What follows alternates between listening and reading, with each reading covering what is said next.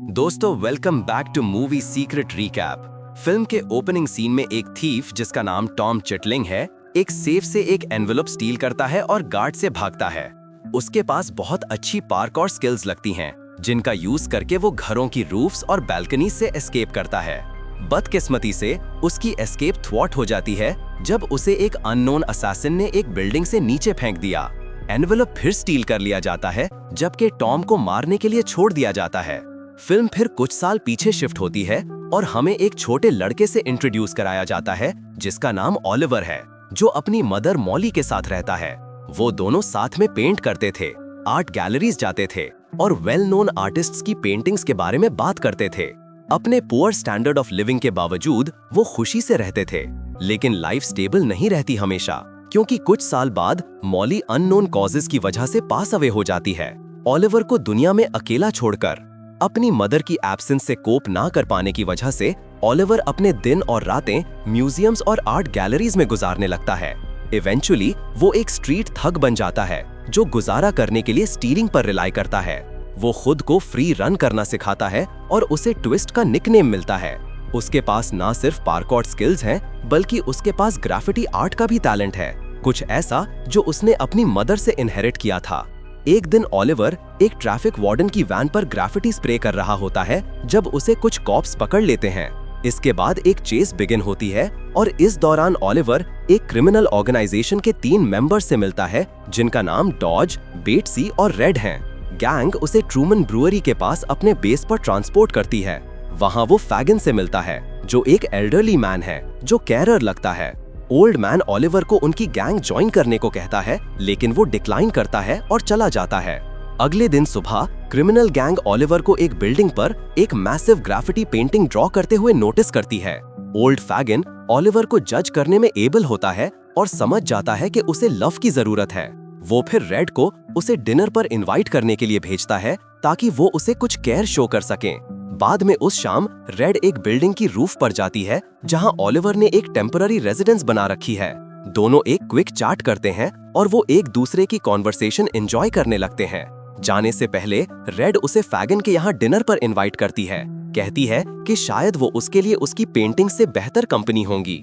इसी दौरान फैगन अपने एक ओल्ड फ्रेंड साइक्स से मिलता है जो कन्फेस करती है कि टॉम को उसने ही धक्का दिया था। वो फिर फैगन से उसका बिजनेस पार्टनर बनने को कहती है और जब वो अग्री करता है तो वो उसका वैल्यूएबल एनवेलप एक अश्योरेंस के रूप में रखती है in case things go south. बाद में उस रात ओलिवर क्रिमिनल्स के बेस पर आता है और उन्हें डिनर के लिए ज्वाइन करता है। वो जल्दी ही इन हम्बल और लो लाइफ पेटी क्रिमिनल से बेफ्रेंड हो जाता है जो उसे एट होम फील कराते हैं। उसे और भी एट ईज फील होता है जब उसे पता चलता है कि बाकी सब उसकी तरह ऑर्फन हैं। डिनर के बाद फैगन और ओलिवर के बीच एक ब्रीफ कॉन्वर्सेशन होती है जिसके दौरान फैगन मेंशन करता है कि उसे कोई ऐसा चाहिए जो रेड के साथ ट्रेन कर सके और उसके साथ कीप अप कर सके।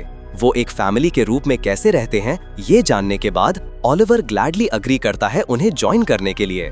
अगले दिन फैगन टीम को एक वेल्दी मैन जिसका नाम डॉक्टर क्रिस्पिन लैबर्न है के बारे में इन्फॉर्म करता है, जो एक क्यूरेटर, आर्ट डीलर और 18th सेंचुरी पेंटर्स का कॉनसॉर है। फैगन के मुताबिक क्रिस्पिन ने उससे सब कुछ छीन लिया था तो वो अब फेवर रीपे करने का कंसिडर कर रहा है।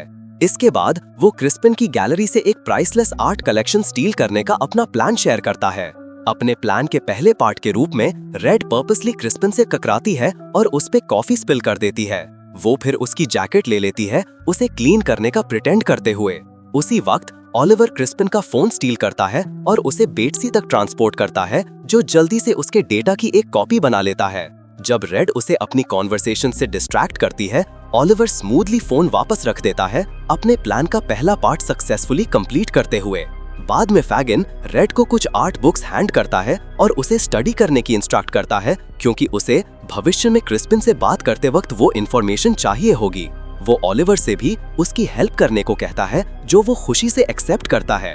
दोनों फिर आर्ट गैलरी जाते हैं जहां ओलिवर उसे पेंटिंग्स डिस्क्राइब करता है। वो बहुत अच्छे से गेट अलॉन्ग करते हैं और साथ में कंटेंट लगते हैं। नेक्स्ट फैगन उस पेंटिंग के बारे में एक्सप्लेन करता है जो वो स्टील करेंगे। ये classical English renaissance painter William होगार्थ की 6 पेंटिंग्स में से एक है। फैगन क्लेम करता है कि कई साल पहले क्रिस्पिन आइजैक सोलोमन नाम के एक आदमी के साथ पार्टनरशिप फॉर्म की थी और उन दोनों ने बहुत सारी पेंटिंग्स परचेज की थी, जिनमें से एक होगार्थ की थी। लेकिन जब उनकी ऑक्शन थी, क्रिस्पिन पेंटिंग्स के साथ मिसिंग हो गया। बाद में उसने कहा कि पेंटिंग स्टील हो गई थी, सोलोमन को बिट्रे करते हुए। उनकी कॉन्वर्सेशन के बीच साइक्स अपने डॉग बुलजाई के साथ अंदर आती है और फैगन ओलिवर को उनसे इंट्रोड्यूस कराता है। प्लान के दूसरे पार्ट के रूप में रेड क्रिस्पिन के घर जाती है ताकि उसके बाथरूम में एक छोटा सा बॉम्ब प्लांट कर सके, लेकिन उसने बॉम्ब एक्सीडेंटली ड्रॉप कर दिया, जिसकी वजह से वो एक छोटी सी ब्लास्ट साउंड के साथ एक्सप्लोड हो गया। वो सिचुएशन कंट्रोल रीगेन करने में मैनेज करती है और टीम को दूसरा बॉम्ब रिक्वेस्ट करने के लिए कॉल करती है। ओलिवर अपनी पार्कोर स्किल्स का यूज करके जल्दी ही क्रिस्पिन के घर में स्नीक करता है और बाथरूम की तरफ बढ़ता है। वो फिर बाथरूम में एक पाइप पर छोटा बॉम्ब प्लांट करते हैं। ठीक तभी डॉज क्रिस्पिन को प्रैंक कॉल करता है और उसकी डिस्ट्रैक्शन का यूज करके ओलिवर और रेड सीन से फ्ली हो जाते हैं। थोड़ी देर बाद टीम बॉम्ब डेटोनेट करती है, जिसकी वजह से पाइप एक्सप्लोड हो जाता है और पानी बाहर निकल आता है। ये क्रिस्पिन को टफ डिसीजन लेने पर मजबूर करता है कि पेंटिंग मूव करे।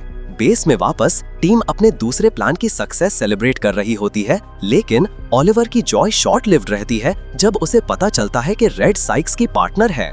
इसके बाद वो सब एक पब जाते हैं जहां ओलिवर के अलावा सब एंजॉय करना शुरू करते हैं।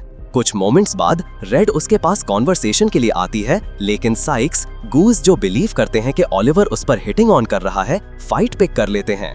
नतीजे के तौर पर पूरी टीम उन थग्स से लड़ती है और पब से एस्केप करती है। नेक्स्ट सीन में ओलिवर और रेड एक पूल में आ जाते हैं और कुछ पर्सनल कॉन्वर्सेशन करना शुरू करते हैं।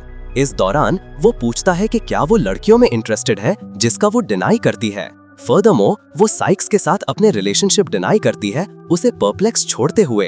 रेड फिर उसे पूल में धक्का देती है, फिर खुद भी जंप इन करती है और उसे किस करती है, उसकी सारी कंफ्यूजन वाइप अवे करते हुए। इसके बाद वो पार्क में दौड़ते हैं तो पुलिस उन्हें अप्रहेंड कर लेती है। ओलिवर को पहले ट्रैफिक वार्डन की वैन पर ग्राफिटी पेंटिंग करने के लिए अरेस्ट कर लिया जाता है, जबकि रेड अपने बेस वापस लौट जाती है। पुलिस स्टेशन में ओलिवर डिटेक्टिव्स ब्राउनलो और बेडविन द्वारा इंटेरोगेट किया जाता है, जो उसे टॉम की मौत के बारे में भी इन्फॉर्म करते हैं। उसे वार्न करने के बाद कि वो भी ऐसे ही एंड अप हो सकता है, वो उसे फैगन और साइक्स के बारे में क्वेश्चन करते हैं, लेकिन ओलिवर उन्हें ना जानने का प्रिटेंड करता है। फिर डिटेक्टिव्स उसे रिलीज करते हैं और वो बेस वापस लौट जाता है। जिस पल वो पहुंचता है, साइक्स उसे कन्फ्रंट करती है और सस्पेक्ट करती है कि उसने पुलिस को कुछ इन्फॉर्मेशन रिवील की है। वो उसे वार्न करती है कि उसकी गेज हर वक्त उस पर रहेगी। कुछ देर बाद वो क्रिस्पिन को एक डिलीवरी कंपनी के साथ पेंटिंग्स को एक न्यू प्लेस मूव करने के बारे में बात करते सुनते हैं। ये वो वक्त है जब वो प्लान का तीसरा स्टेज कैरी आउट करते हैं, जो पेंटिंग स्टील करना है जब वो ऑन द मूव हो। बेट्सी को डिलीवरी ट्रक्स के एक बॉक्स में छुपने का असाइन किया जाता है, लेकिन क्योंकि वो क्लॉस्ट्रोफोबिक है, ओलिवर उसके साथ प्लेसेस स्विच कर लेता है। एज प्लान्ड डॉज और बेट्सी कंस्ट्रक्शन वर्कर्स के रूप में डिस्गाइज होते हैं, डिलीवरी ट्रक स्टॉप करते हैं और ड्राइवर डिस्ट्रैक्ट करने की कोशिश करते हैं। ये उन्हें इनफ टाइम देता है ओलिवर को बॉक्स से स्लिप आउट करने और दूसरे बॉक्स से पेंटिंग स्टील करने के लिए। इन सब के बावजूद उनका प्लान पहले की तरह स्मूथली नहीं चलता, क्योंकि क्रिस्पिन को जल्दी ही थीव्स की खबर लग जाती है और वो तुरंत ट्रक ड्राइवर इन्फॉर्म करता है। नतीजे के तौर पर ड्राइवर अनएक्सपेक्टेडली ट्रक एक्सेलरेट करता है, जिसकी वजह से Oliver empty handed fall out हो जाता है। साइक्स और रेड जो ट्रक के पीछे थे, सिचुएशन हैंडल करने के लिए बाहर निकलते हैं, लेकिन थोड़ी देर बाद पुलिस अराइव करती है। ओलिवर और रेड को भागने को कहा जाता है, जबकि साइक्स पुलिस ऑफिसर से लड़ने के लिए पीछे रुक जाती है। बाद में वो सब बेस वापस लौटते हैं और साइक्स ओलिवर पर लैश आउट करती है प्लान चेंज करने के लिए।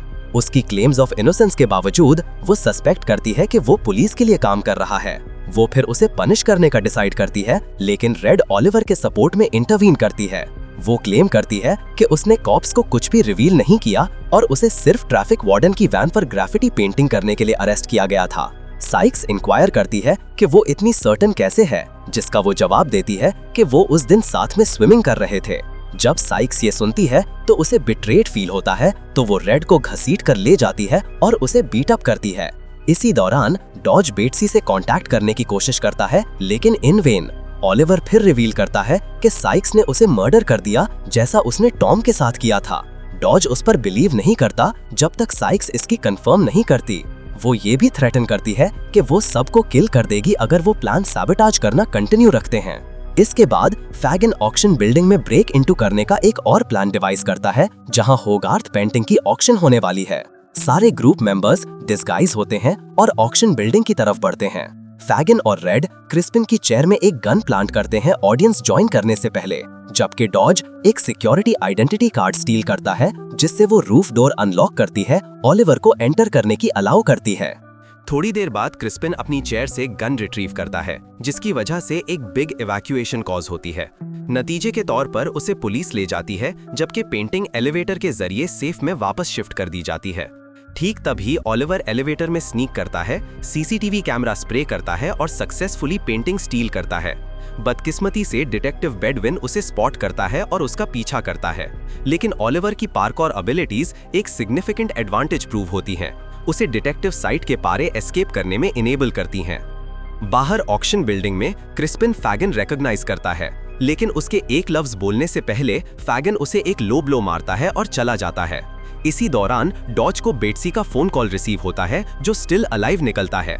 वो रिवील करता है कि साइक्स ने उसे मर्डर करने की कोशिश की थी और उससे उसके साथ दोबारा ना मिलने की फॉरबिड करता है, लेकिन उनके पास कोई चॉइस नहीं है क्योंकि साइक्स ने रेड को हॉस्टेज होल्ड किया हुआ है।